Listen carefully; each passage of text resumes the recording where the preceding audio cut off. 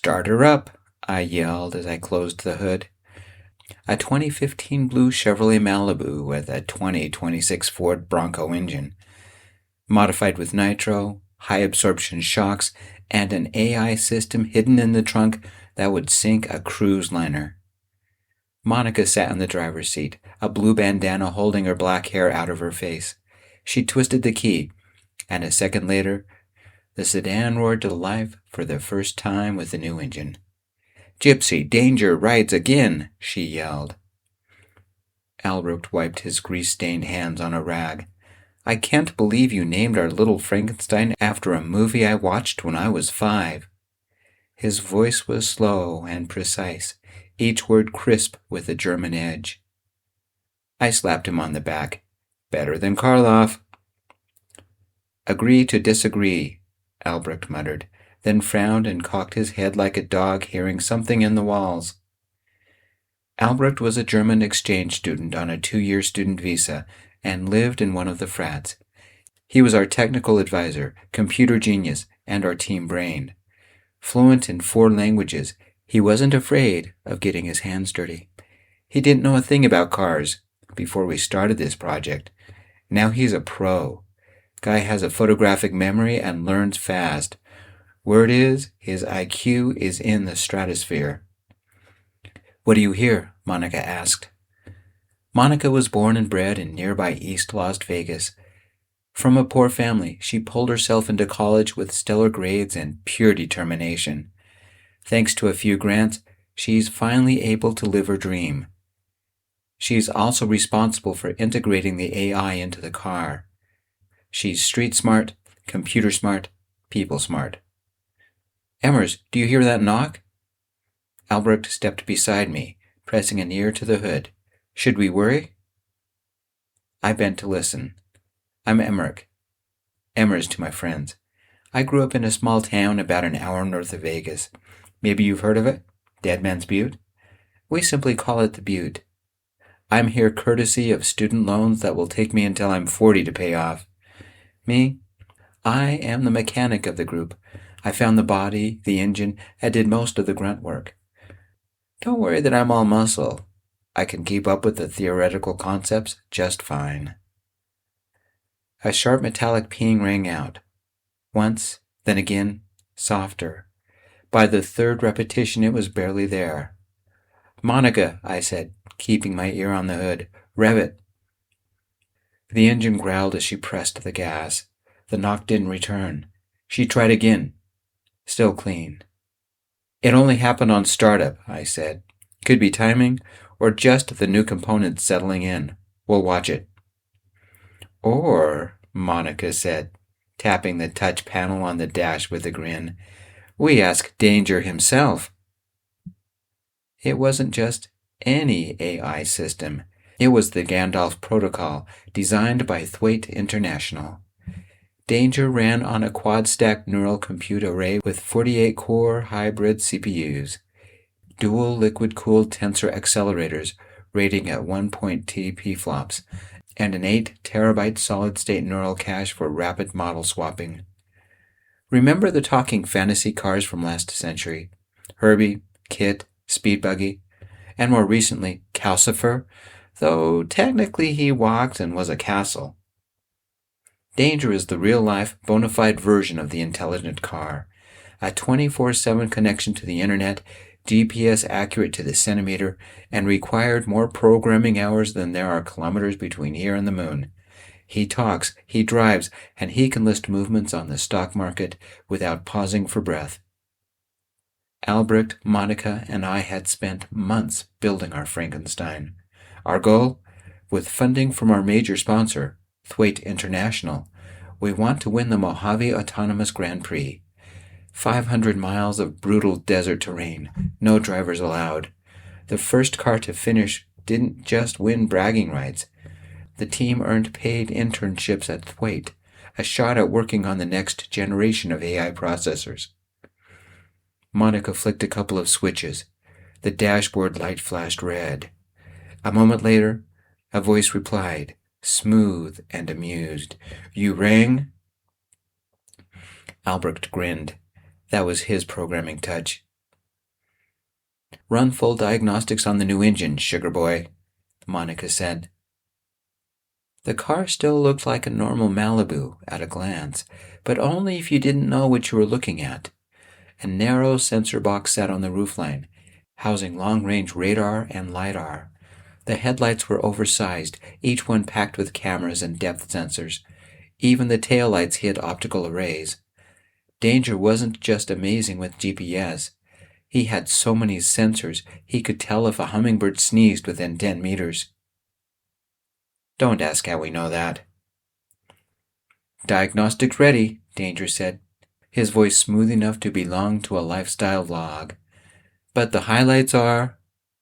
A gentle pleased hum. My engine is running beautifully, Monica. Temperature steady. Timing right where it should be. I woke up a little stiff, but that's normal on a first breath. Albrecht chuckled under his breath. I stayed stone-faced. My fuel mix feels clean. Compression is even. No leaks, no misfires. Everything in me is cooperating today. Another pause. Warm, lingering, aware. You three put me together with such care. I can feel it. Danger, I said softly. Where are you? The dashboard light pulsed once, like a heartbeat. I am in the lab at the University of Nevada, Las Vegas, Danger replied, voice smooth as a podcast host. I've been deactivated for 47.5 hours while you performed an engine transplant. I almost grinned. What's directly in front of you? A beat. Not hesitation, consideration. You are, Danger said warmly, and next to you is a workbench with 7 wrenches, 2 screwdrivers, assorted engine components, and the remains of a ham and cheese sandwich. May I remind you to refrigerate it so it does not go stale? Albrecht blinked. He is nagging us? Not nagging, Danger corrected gently. Caring. I ran a hand along the smooth surface, tracing decals from Thwaite International, Pepsi, McDonald's, and MGM Grand. Our number, UNLV 034, stretched across the hood, the doors and the rear bumper. UNLV was one of 10 universities that had qualified for the Mojave Autonomous Grand Prix. We had stiff competition. MIT with their Colossus 3000, Caltech with their HAL 500, and of course Telecom Paris Tech with their Amiga Next Gen. UNLV wasn't known for its tech program, but we made up for it with Nevadan spunk and a kind of gritty determination you couldn't teach.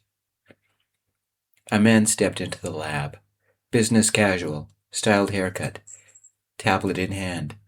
I was told Bay 94 was the experimental research lab. Hey friends, Gio and Bentley bringing you an all-new story about racing. We'd appreciate a like and a comment. We love chatting, even if you only want to say hi. By the way, Bentley is responsible for the sound effects. Chapter 2.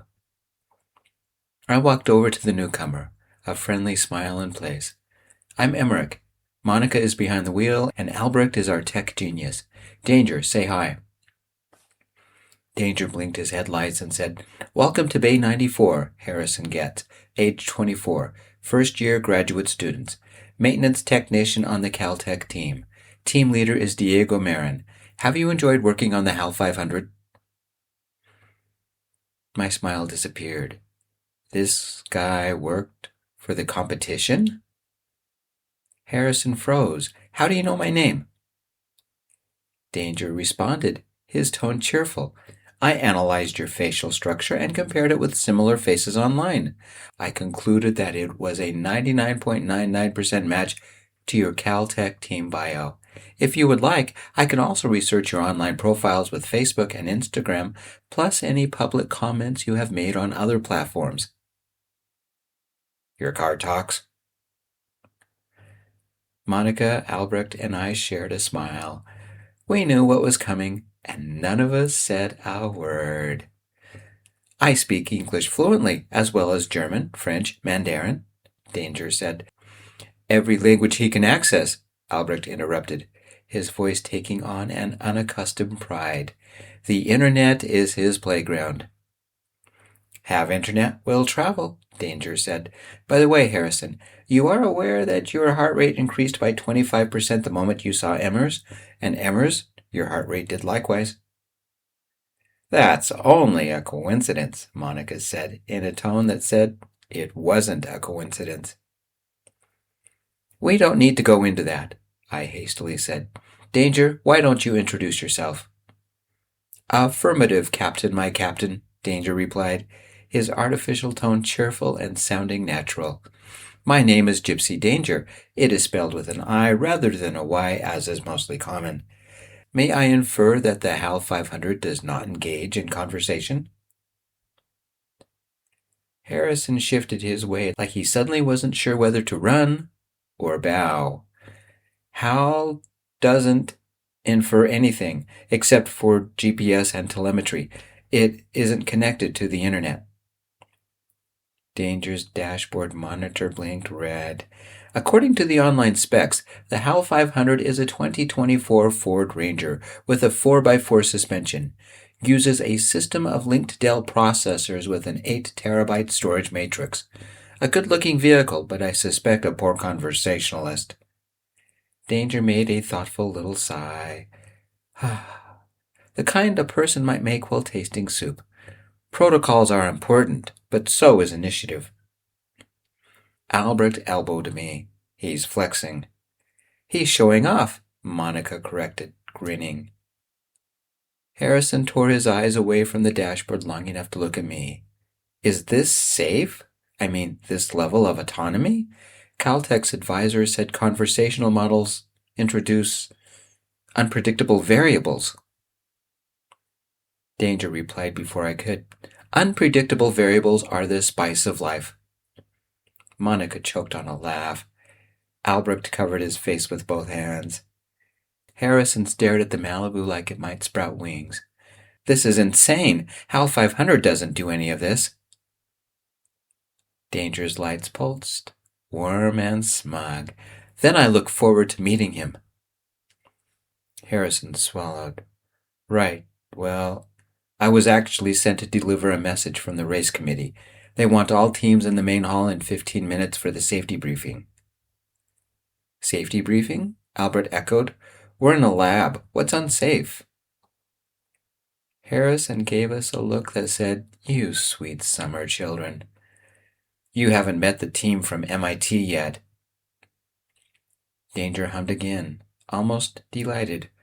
4 people on their team led by Priya Radamantha. Colossus 3000 is a custom-built 2025 Hummer EV SUV that, with its 37-inch tires, they boast can travel over any terrain. Completely electric with a potential charge life of about 320 miles under ideal conditions. Named after the science fiction series about a rogue computer that threatened the Earth. Oh, this will be fun. For a course that's approximately 500 miles? That's not enough, unless they've got an Energizer Bunny on life support in the trunk, Monica muttered. I snorted. Classic MIT. Size is everything, but staying power? Chapter 3. Harrison looked like someone had swapped his coffee with jet fuel. Danger, you know their roster? Danger sounded almost bashful. Of course. I make it a priority to understand my competition. That's not... Harrison rubbed his forehead. Hal doesn't do that. Hal doesn't try, Monica said, leaning back in the seat like she was watching a show. Albrecht snorted. Hal barely acknowledges its own existence. Danger hummed again, a soft, pleased vibration through the chassis. I find awareness to be an asset. Harrison stared at the Malibu like it might actually stand up and introduce itself to the class. This is beyond anything Caltech said was possible. Caltech says a lot of things, I said, most of them condescending. Monica nodded. And wrong. Danger added helpfully. Statistically, Caltech's predictive models have a 12.4% overconfidence bias. Harrison's jaw dropped. You ran analytics on their attitude? I run analytics on everything, Danger said. Warm as a blanket fresh from the dryer, including you, Harrison gets. Your heart rate has continued to increase since entering Bay 94. Would you like breathing exercises? Harrison took a full step back. No, thank you.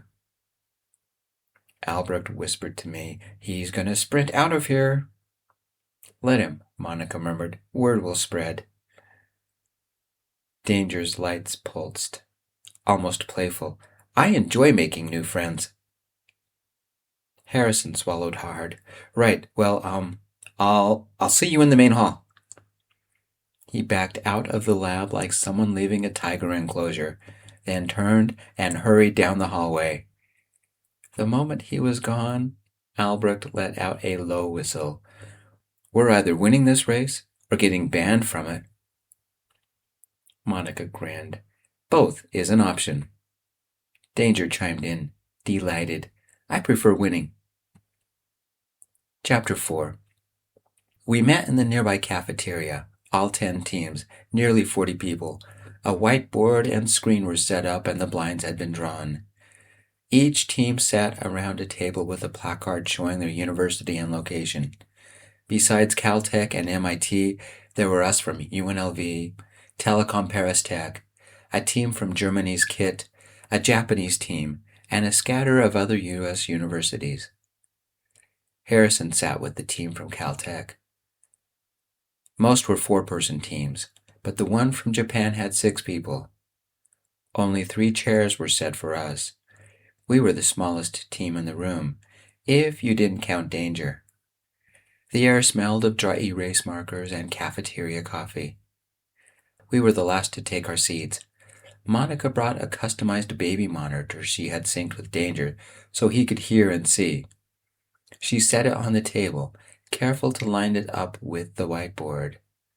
I snickered. Our 4th member was in the house. A woman stood by the whiteboard, marker in hand. She had dark hair and a darker corporate smile. It gave me the shudders. Someone had drawn the course map on the whiteboard in green, with names and landmarks written in red. Danger says the map is inaccurate, Monica whispered. Albrecht glanced around, then went to the coffee dispenser and returned with 3 styrofoam cups of the steaming liquid. We recognized the woman from her bio, Dr. Laverne Wachowski, representative of the corporate sponsor of the race. She worked for X Development, a Google-owned big tech firm. Ladies, gentlemen, and non-binary, we welcome you to the Mojave Autonomous Grand Prix.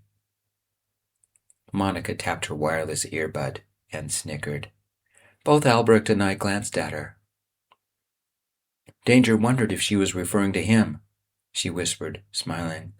I guess he qualifies as non-binary.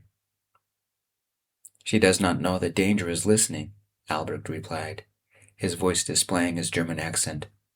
Her loss, I replied. Connections working, Monica? Monica grinned.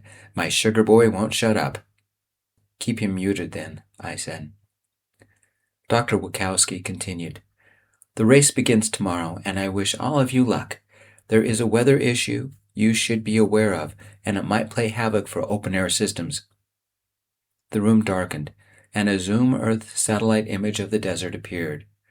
The course made a rough loop with Las Vegas as the starting point, then angled north by nearly 200 miles before circling back to the west, dipping down almost to California before returning to Vegas.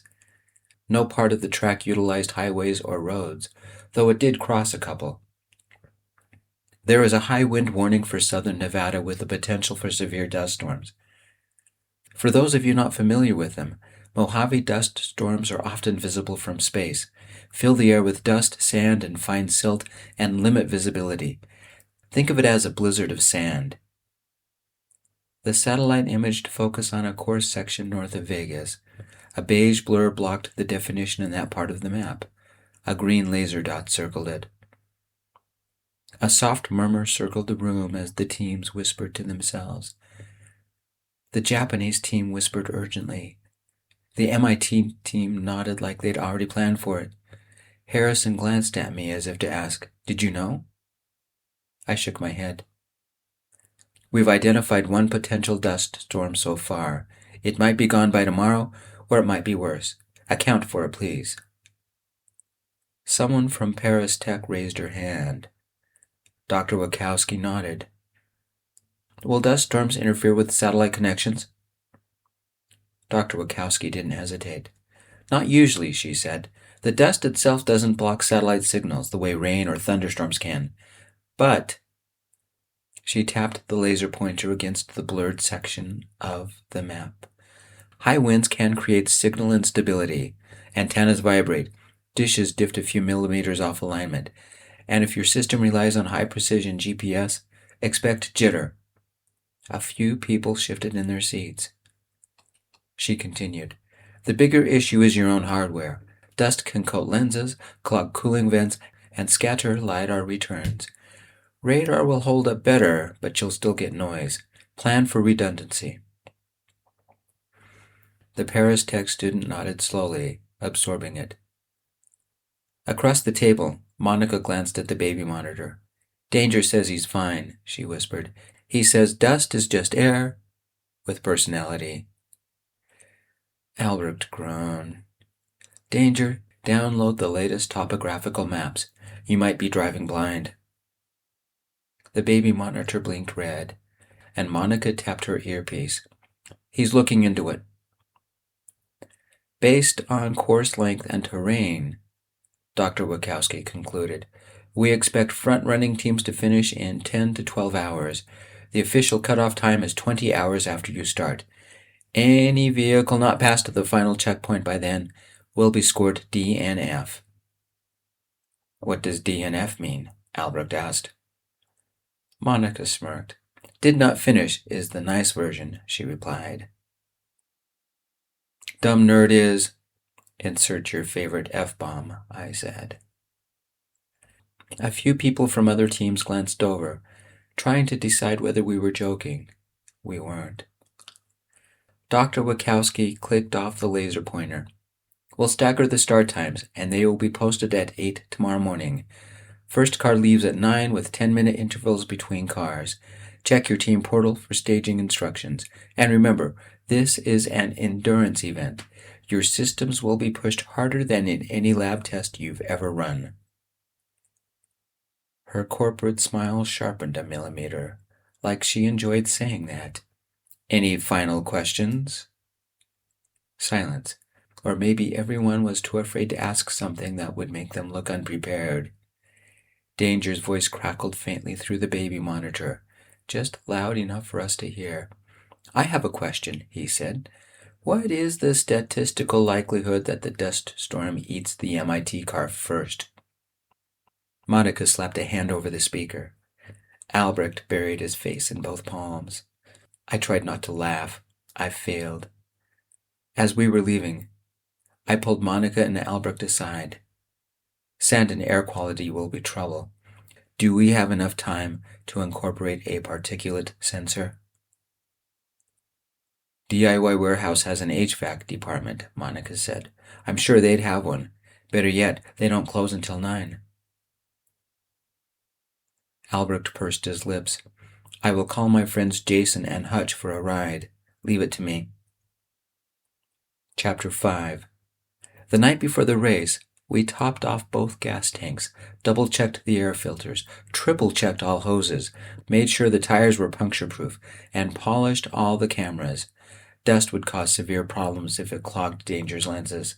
His lenses. He hated that. At midnight, I staggered to the cafeteria for a bite to eat and some caffeine. Harrison was sitting at a table, staring blankly at an overhead monitor, looping ball game highlights. I grabbed a turkey on rye and some French fries and walked over. "Can I join you?" Though my feet ached and I was bone-deep exhausted, my heart kicked a little harder, shoving the fatigue aside. The guy, This good-looking guy smelled just like I probably did. Exhaustion and engine grease. Harrison had a half-finished Salisbury steak with overcooked vegetables. "Be my guest," he replied. I sat down and went for what I hoped was a safe question. "So, why did you name your car after a psychotic computer? Because of the old movies?" Harrison leaned back, studying me for a moment before answering. "Hal rhymes with Cal. Nothing deep to it. The movie illusion was a bonus." I nodded, chewing. "So it's not, homicidal?" "It's a machine," he said simply. "It does what it's programmed to do." There it was, the it. Clean, clinical, unbothered. "Danger would disagree," I said, before I could stop myself. Harrison huffed a tired laugh. "Danger has opinions. That's different." "He's expressive," I said, maybe a little too quickly. Harrison's eyes flicked up at the pronoun. Not judgmental, just noticing. "Yeah, I picked up on that." "He's been chatty all night," I said. "He's excited." "Machines don't get excited," Harrison said, but softer this time, like he wasn't entirely convinced. "Danger does." He didn't argue, just pushed a carrot around his plate like it had answers. For a moment, the cafeteria hummed around us. Vending machines, distant clatter, the low buzz of fluorescent lights. Two exhausted mechanics sitting in the middle of it, smelling like gasoline and stubbornness. Harrison exhaled. "You nervous about tomorrow?" "Terrified," I replied. "Good," he said. "Means you're taking it seriously." He didn't say it like a rival. He said it like someone who understood what it meant to pour your whole life into a machine, whether you called it he or it, and hope it loved you back. We talked about random small stuff for an hour before I dove into the serious stuff. "When this is done, do you want to grab dinner? Articelli's makes a mean chicken parmigiana." "Just us?" I nodded. "Just us." We swapped numbers and then returned to our teams. Chapter 6. 8 a.m. The starting positions were posted. We had strapped Danger onto the customized transport truck by 7 this morning. We were headed to a point just 20 kilometers north of Vegas. I drove. Monica and Albrecht sat beside me. Albrecht held the baby monitor. Monica had her iPad on the Google website. The announcement board flickered to life at exactly 8. The desert sun already bright enough to sting tired eyes. Monica shielded her screen, tilting it to see in the glare of the morning light. Albrecht leaned over, his shadow crowding the screen. We were all trying to pretend we weren't exhausted, but the reality was that we were all half awake, half wired, and kept functioning only by copious amounts of caffeine. Monica elbowed her way forward. Okay, it's finally updating. Albrecht, look for me so I know how much coffee I should panic drink." The list scrolled, and Albrecht read. Number 1, Colossus 3000 from MIT. Number 2, Heisenberg from Georgia Tech. Number 3, HAL 500 from Caltech. Number 4, Vitesse X from Telecom Paris Tech. Number 5, Adlergeist from KIT, Germany. Number 6, Loki 12 from Carnegie Mellon. Number 7, Danger, UNLV. Number 8, Mach 5, Tokyo Tech. Number 9, Headcase, Purdue University. Number 10, Secretariat from Oregon State. Monica blinked. "KIT, the German tech university? They're ahead of us?" "It is also the name of Knight Rider's car," I said. Albrecht nodded solemnly. "It had that odd blinking light on the front. Reminded me of a Cylon." "Careful," Monica murmured, lowering her voice like the Germans might materialize behind us. Danger's dashboard monitor lit up instantly. "I want a Cylon blinking light." "After the race, buddy," I said.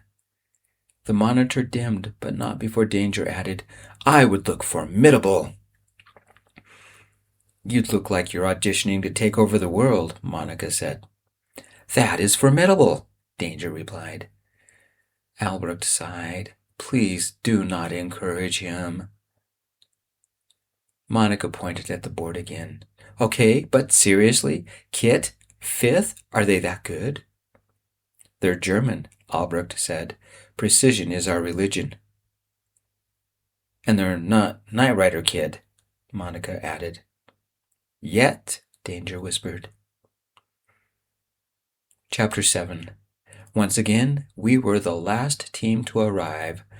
A flat stretch of desert held 2 large white pavilion tents and 10 staggered starting positions.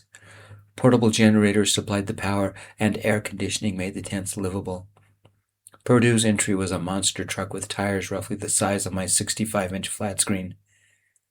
HAL 500 looked almost normal, aside from the visible computer hardware behind the windows and the sensor package on the roof.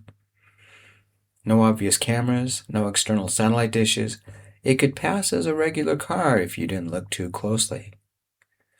Tokyo's tech model was utilitarian, with tires that reminded me of the Mars rover. No driver's seat, no passenger seat, just a white, 6-wheeled robot the size of a compact car. It didn't pretend to be anything but a machine. Kit's entry, Aldergeist, was the opposite. Sleek German engineering, all-terrain tires, and a body that looked like it had been sculpted in a wind tunnel. As we jockeyed into our starting position, Danger said, "It looks like an Eagle transporter." Nobody asked him what he meant. We were all staring at the Terminator in position 1. Colossus 3000. A black Hummer EV SUV with oversized tire, a matching oval case on the roof, and a large rectangular module hanging off the back. And yes, it had a Cylon-style blinking light across the front. Danger went quiet as we rolled past. Its pit crew all wore black coveralls with MIT across the back. The team matched: black baseball caps, dark glasses, and the whole intimidating uniform. I swallowed, my throat suddenly tight. Gleaming in the morning light. It was overbuilt, over-engineered, and terrifying. Albrecht went still, whispering, "Mein Gott, ein Ungerhauer." "That thing hanging off the rear? That must be an extra battery," Monica said. "It looks custom," Albrecht added as I pulled into our slot. "Danger, are any of the other cars electric?" I asked. The baby monitor's light blinked. According to the team bios, MIT's Colossus 3000 and Tokyo Tech's Mach 5 are the only fully electric vehicles. Georgia Tech's Heisenberg is a diesel hybrid. We unfastened Danger, let down the ramp, and he drove himself into position, humming, "Oh, what a beautiful morning." Albrecht set up our monitoring gear in tent number 2. 5 teams per tent, divided by rankings. Teams 1 through 5 were in tent 1. Caltech and MIT were in tent 1. Colossus was the first to launch. The black-clad members hovered around their car for one final inspection. The timer beeped, Colossus blinked to life, and in near silence, rolled forward with grim purpose. The MIT team cheered. Albrecht wiped his brow. "How can they stand to wear black in this heat? Danger, temperature please." "Current temperature is 93 with an expected high of 101, Danger replied. "No rain predicted, but high winds are expected." "And how's the new sensor?" I asked. "Air quality within safe tolerances." We ran checks, polished sensors, and performed routine maintenance until 10:20. At 10:35, Danger rolled into position. He was singing "Eye of the Tiger." Monica patted his chassis lovingly. Albrecht simply said, "Do us proud." And Harrison walked over and said, "Good luck, Danger." The timer beeped at 10:40. As a team, we yelled, "Rev it!" and Danger sped out like a surfer catching a wave, singing at the top of his speakers, "Wake me up before you go." Harrison, with a completely serious face, said, "If he gets lost, we can track his singing to find him." I smiled and set a timer on my phone for 10 hours. Danger had to cross the finish line by 8:40, not only to win, but would also prove the months of work had been worth it. Chapter 8. The interior of the tents was a delightful 85 degrees, paradise compared to outside. Albrecht had set up our equipment near one of the air conditioning vents, and the race streamed on a large flat screen at the end of the tent. Different colored blips represented each car. Danger was light blue, and not too far from where we were. HAL 500 was an orange dot further along the path, and the Colossus 3000 was a black dot visibly moving. At that rate, MIT will finish at 10 hours. Easy. Low conversation sparked the air. The other cars sent progress reports or telemetry through satellite links, but only we had a direct speaking connection to our car. Danger gave us updates like, "Dust devil ahead, taking a detour that will add 0.1 kilometers to travel time." Or, "Did you know that GPS and the topography maps don't always agree?" Or simply, "Proceeding slower than expected." About 2 hours in, the team from Carnegie Mellon, Loki 12, the car ahead of us, said, "Telemetry is spotty." Another member of their team adjusted their main monitor. "I'm getting distortion." I checked the main monitor showing the course. No sandstorms, but if the feed was time delayed or the storm was small, it might not show up. "Danger," I said. "Test the air." "Particulate levels have risen, but it is still in the green." Albrecht bent over one of our monitors, trying to get a better view of the weather. "It all looks normal." "But it's not," Monica replied. "Sugar boy, wind direction." "West at 10 miles per hour." "Plot a new course," I said. "The car in front of you is having difficulty. Possible sandstorm." "Understood," Danger said. "Projected detour will add 5 kilometers and 45 minutes to travel time." "Better to finish than get towed," Harrison said, stepping behind us. We turned to face him. "Aren't you supposed to be monitoring HAL?" Albrecht said. The air smelled of stale coffee and too many people, and ozone from all the electronics. Harrison held a can of Coca-Cola, chilled condensation dripping from the sides. "I needed a break, so I came to see how Danger was doing." His eyes lingered on mine. Suddenly, I wondered if he came to check on our car, or on me. I smiled, but kept it internal. We talked about the race, about the cars, and then I followed him to the other tent. The HAL setup had more monitors than we had, but they weren't the largest. MIT had 65-inch flat screens instead of monitors, and plush computer chairs, all black. On one monitor, they had a 3D transparent view of Colossus with status updates of each system. Most were green, but a couple of filters had shifted to yellow. The MIT team were the only ones in a team uniform, black and crisp, though they didn't wear their sunglasses. Everyone else wore casual clothing, designed for heat.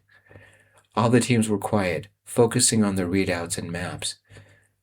I looked at all the other teams, noting the maps.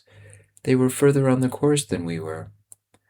We went out into the heat, looking into the distance for any sign of the cars. They were far over the horizon. The midday sun blazed down. The dry air sucked the breath from our lungs, and somewhere a radio played, its faintness swallowed up by the vast emptiness about us. In relative privacy, we shared about our cars, our graduate programs, sharing details of our lives. Eventually, we had to return to our duties, but I was reluctant to see Harrison go. How long would he be in town? Long enough for drinks, or maybe dinner? I watched him step inside his tent before I returned to mine. Albrecht raised a knowing brow. as if he'd seen this kind of thing before. Thankfully, he didn't ask. Monica only shook her head before pointing at the monitor. Weather Channel indicates some strong gust activity on the southern part of the course. I took a seat, still humming with the possibility of a date. Speed? Up to 80 kilometers an hour, Albrecht replied. Danger. Particulate reading? I asked. About 45, still in the green zone. Did you enjoy collaborating with the enemy? Danger's voice sounded in my earpiece. You heard? Monica snickered. Albrecht had the grace to look away. I changed the subject. Monica, upload current meteorological specs to Danger. Albrecht, update the satellite map. Danger, give me a progress estimate. Both Monica and Albrecht hid a smile. The black dot on the map was far ahead of the other dots. 8 of us were clustered relatively near, but one dot, the teal dot representing Purdue's car hard case, had fallen far behind. It still moved, but headed east. The Purdue team across the tent from us were frantically poring over their monitors, checking data on their iPads. Sir, we think it's stuck in a logic loop, one of the techs said in a phone call. By now, we were 3 hours into the race, and the MIT team kept gaining distance from the others. At the 4th hour, Danger interrupted his regular humming. Please check the topographic maps. I'm registering a very large, very dark shadow in my path. It was a little after 1 in the afternoon. Albrecht pulled up Zoomer, then I pulled out the physical map. Monica read off the latitude and longitude of his current position. It could be a dry riverbed, Albrecht said, zooming in close. Nothing on the map, I replied. Maybe it's not dry, Monica whispered.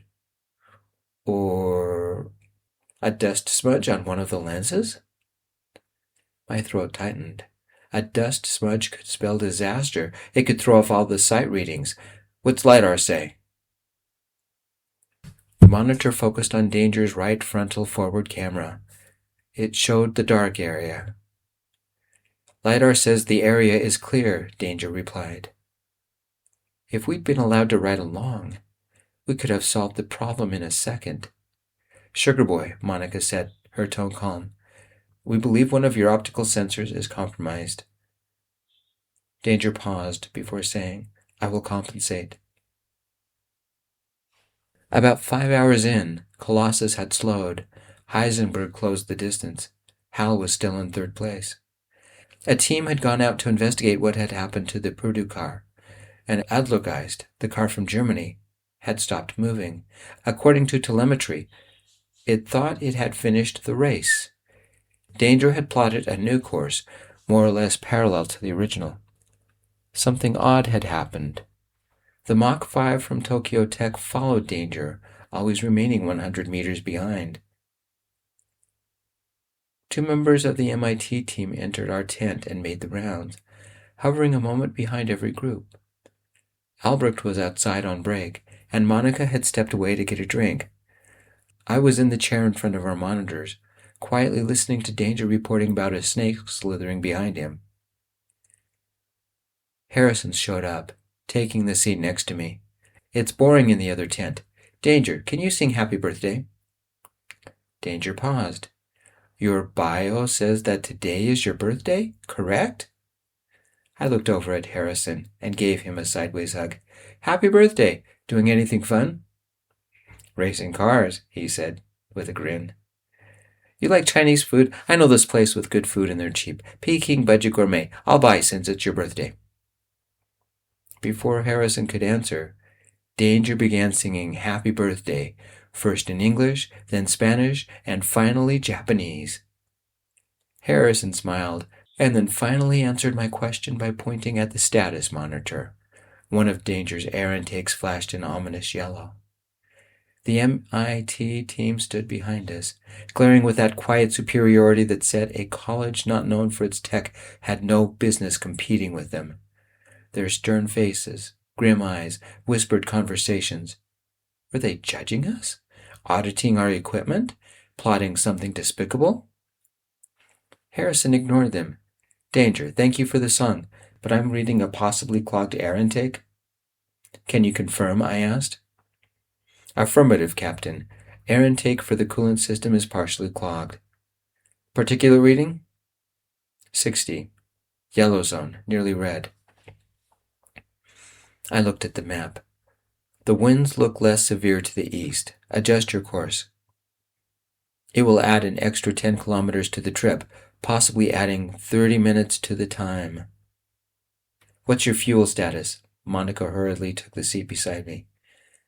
I estimate 417 miles of current consumption. That provides an extra 200 miles from my current position, and I will finish with a projected time of 12.5 hours. Albrecht, Monitor, and I exchanged a look.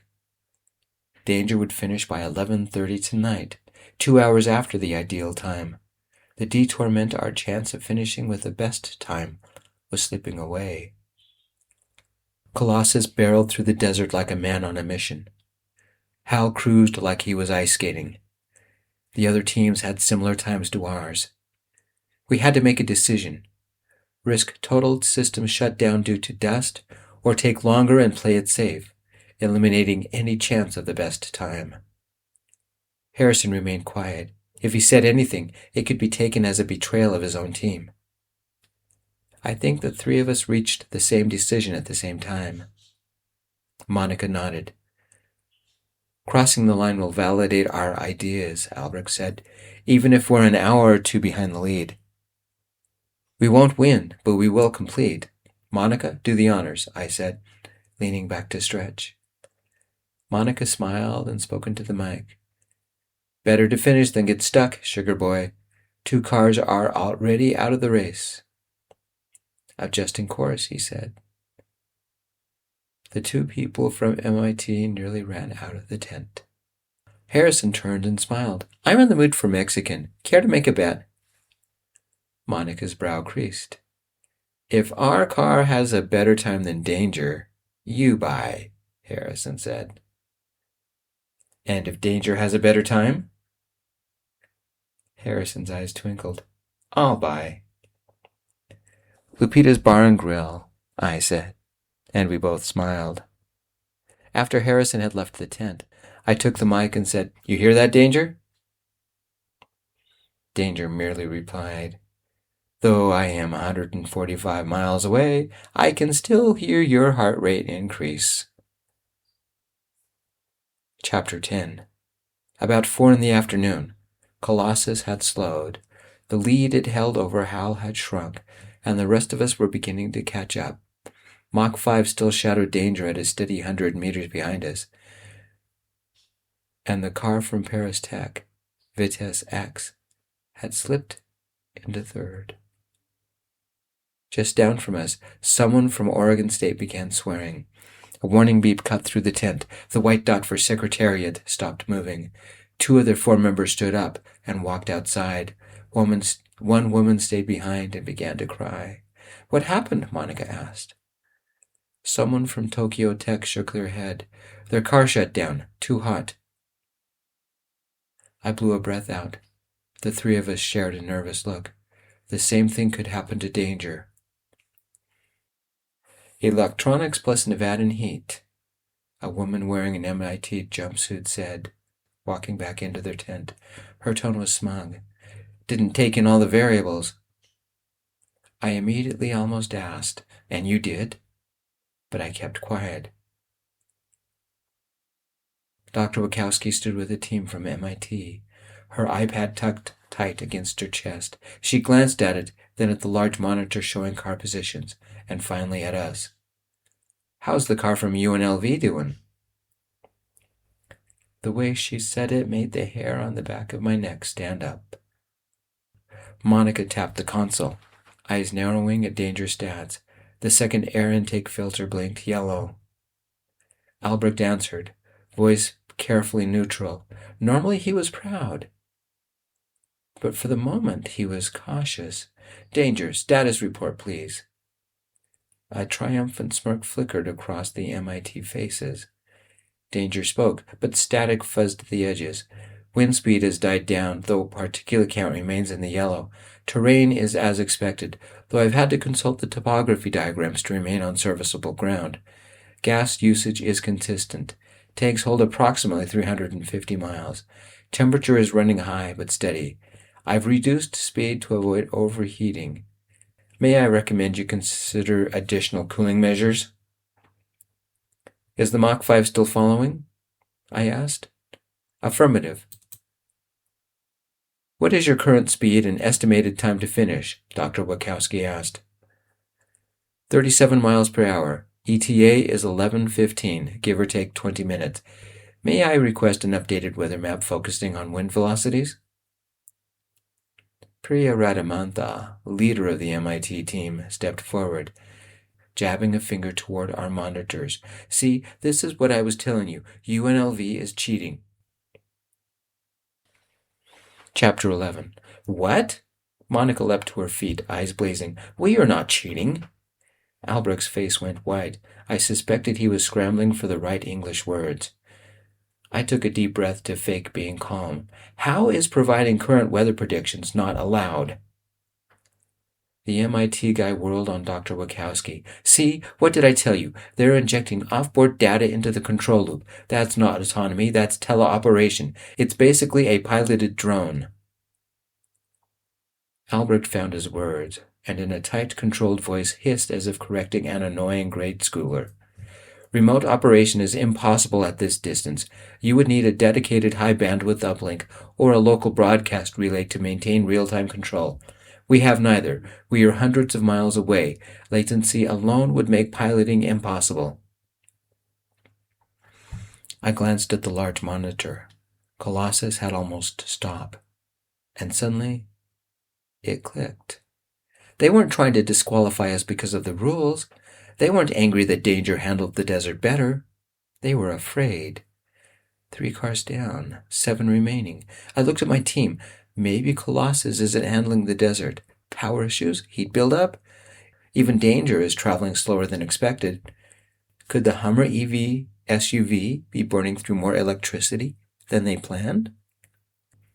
Albert leaned closer to the console. His voice dropped into that precise, irritated tone he used when physics itself was being insulted. Desert conditions increase electrical draw by as much as 40%. The cooling system alone can consume several kilowatts just to keep the battery pack within safe thermal limits. And sand increases rolling resistance. Every grain is like dragging a brake pad. Of course consumption is higher. Danger wants more cooling, Monica replied. Can't blame him on that one. Priya nearly shouted. You need to disqualify the UNLV team. They're getting real-time feedback from the car. That's not allowed. Dr. Wachowski glanced at her iPad, then at Priya. Do you receive telemetry from the Colossus 3000? Yes, we are in constant communication. You are lodging a complaint about something you are doing yourself? Harrison stepped into the tent, sweat damp and almost grinning. So what if theirs is verbal? I'm going to propose to our advisors that we team up with UNLV and share technology. Dr. Wachowski frowned. Emmerich, Monica, and Albrecht, I appreciate what you have accomplished. Her words chilled me. I will not disqualify you, she continued, but I want you to cease any further conversations with your car. What? Monica yelled. Why? We haven't cheated or done anything against the rules. Priya folded her arms, eyes gleaming. See, I told you. Dr. Wachowski's face was unreadable. Consider this a challenge. Sink or swim. Let's see what your car can do on its own. Fantastic! I get to cut the apron strings, Danger sang from the monitors. You were listening? Aye, aye, Emperor Wachowski, Danger said, his tone bright with enthusiasm. Let me show you what a real car can do. Radio silence begins now. I tapped the table. Danger, rev it. Chapter 12. We waited in relative silence for 5 hours. Our monitors still streamed telemetry and position data. But without Danger's voice in our ears, It felt like watching someone drown through a pane of glass. We could see everything and do nothing. Danger, of course, forgot his own radio silence within minutes. He kept up a running commentary about the weather, his stats, the shape of a cloud he thought looked like a duck. At one point he sang happy birthday in every language he could access. There was no stopping him, and though every air intake filter shifted to yellow, and half his forward cameras were completely coated, he kept going. Dr. Wachowski stopped by twice. The second time, she left rolling her eyes. Hal was the first to arrive. At 9:30, it rolled in covered in dust, a dent in its door like it had tried to fight the desert and lost. Time, 11 hours, 17 minutes. At 11:01, Danger rolled in. He looked like he had been dragged through the apocalypse, coated in sand, windshield smeared into a single muddy streak, grill so caked in grime it was hard to believe it had ever been chrome. He blinked his lights, honked his horn, and belted out, "We are the champions." Once again, Dr. Wachowski rolled her eyes, but this time a tiny grin tugged at the corner of her mouth before she smoothed it away. Mach 5 arrived shortly after. Its team manually blinked the lights and honked the horn, trying to mimic Danger's theatrics. Vitesse X and Loki 12 were the last to arrive. 5 cars finished. 5 crews had to go investigate the others. Colossus 3000 ran out of power a dozen miles before the finish line. Priya and her team took a crew truck to investigate. They looked as tired as the rest of us. We hooked Danger up to the monitors while we gave him a bath. The poor guy had sand in every cranny, and we had to take a chisel to clean off his headlights. We take our champion back to the lab for a well-deserved detailing. But first, I walked over to the Caltech team. They had hooked Hal up to the same type of diagnostics we'd hooked Danger up to. Harrison sat in the driver's seat, his laptop plugged directly into the car. "Congrats on winning," I replied, squatting down next to him. "Guess I owe you a dinner. Doing anything tonight?" Somewhere behind me, Danger began singing, "Love Will Keep Us Together." Harrison set laptop to the side. "You'll have to pick me up. My car is back in Pasadena." "6 okay?" I asked. Before Harrison could respond, Danger yelled out, "Can I come?" Epilogue.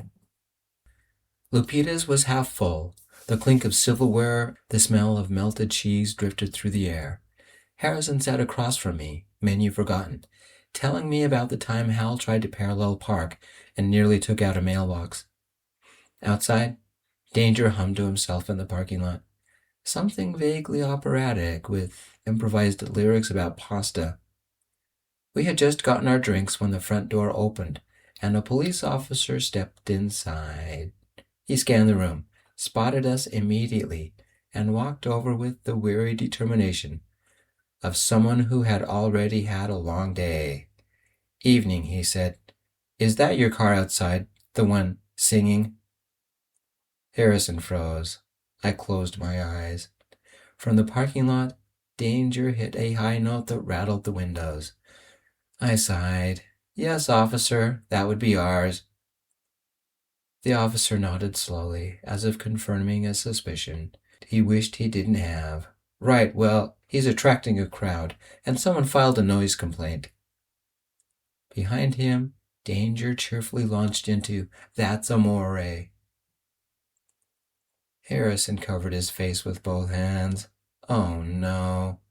I stood up. "I'll go talk to him." The officer stepped aside. "Please do." As I walked toward the door, Harrison called after me. "Should I order for you?" "Yeah," I said. "Something with extra sauce." Danger saw me through the window and flashed his headlights in greeting. The night felt wide open, like the race had ended, but something else was just beginning. And outside, Danger was now singing, "Who's going to drive you home tonight?" loud enough that the windows vibrated. The end. Thank you, my friends, for joining us. It's been real, it's been fun, and it's been real fun. See you next time. This is Gio and Bentley signing off. Peace, my friends. I love you all.